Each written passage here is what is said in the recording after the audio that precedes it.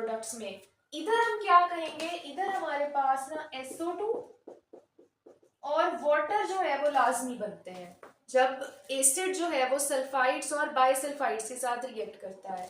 ठीक है, तो हमारे पास ये फर्स्ट इक्वेशन है। सेकंड हमारे पास इक्वेशन है, इधर हमारे पास ना NaHSO4 आएगा।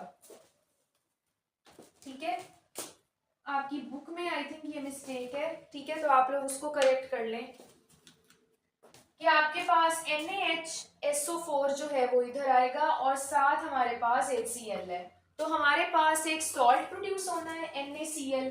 ठीक है, सॉल्ट बन गया, साथ SO2 और वाटर जो है वो रिलीज हो गए। ठीक है, तो हमारे पास जब भी सल्फाइड्स और बाइसल्फाइड्स के साथ किसी एसिड का रिएक्शन होगा तो एक सॉल्ट बनेगा, SO2 बनेगी और वाटर बनेगा। ठीक है, जैसे इधर हो रहा है, इधर सिर्फ CO2 में डिफरेंस है, बाकी वही रिएक्शन है।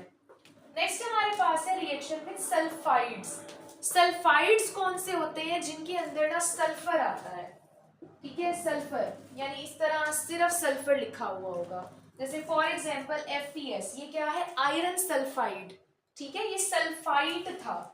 सल्फाइड का क्या मतलब है, SO4, लेकिन जहां D आ जाए यानी सल्फाइड आ जाए वहां सिर्फ खाली सल्फर होता है। ठीक है, तो हमारे पास ये आयरन सल्फाइड है, उसने किसके साथ रिएक्ट किया, एसिड के साथ जो H2SO4 है, तो क्या बनेगा, एक हमारे पास बनेगा सॉल्ट FeSO4, आयरन सल्फाइड हमारे पास बन गया और साथ H2S जो है वो गैस रिलीज होगी। ठीक है, तो हमारे पास सल्फाइड के साथ जब रिएक्शन होता है तो सॉल्ट बनता है और साथ H2S जो है वो प्रोड्यूस होती है। ठीक है, तो ये हमारे पास जो है वो रिएक्शंस हो गए, यानी केमिकल प्रॉपर्टीज हो गई एसिड्स की।